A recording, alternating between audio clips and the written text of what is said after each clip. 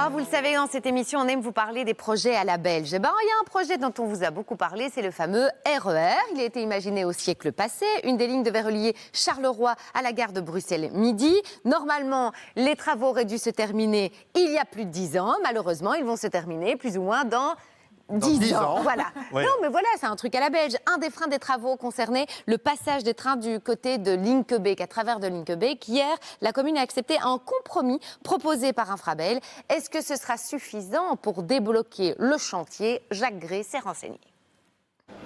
Yvan, navetteur à la retraite, a toujours rêvé de voir arriver le RER à Linkebeek. Il en rêve même depuis près de 40 ans. Le RER, ça fait des années, plus de 30 ans.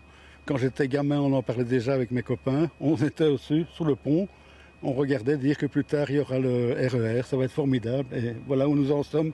Bloqué depuis des années, donc ici à Linkebeek, ce dossier RER a enfin connu une avancée hier soir. Le conseil communal a adopté le projet proposé par Infrabel, garder 2 voies de chemin de fer, supprimer les arrêts en gare de Linkebeek et créer une liaison avec la gare de Moensberg, située 700 mètres plus loin.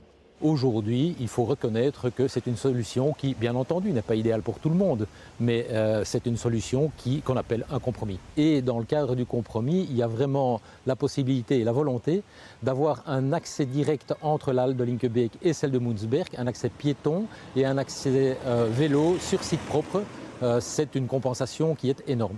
En résumé, l'avenir du RER à Linkebeek devrait ressembler à ceci. Les trains pourront rouler sur 4 voies avant d'y arriver, puis repasseront sur 2 voies jusqu'à la gare de Moensberg, que les navetteurs rejoindront par une passerelle cyclo-piétonne. Oui, mais Yvan, notre navetteur retraité, il en pense quoi?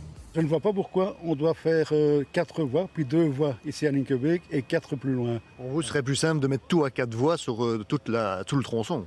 Mais il me semble, c'est comme si on faisait une autoroute à 3 voies, puis qu'on mettait plus qu'une voie, puis qu'on en mettait 2. Quoi qu'il en soit, la mise en service du RER ici, ce n'est pas pour demain. Rendez-vous en 2033, si tout va bien.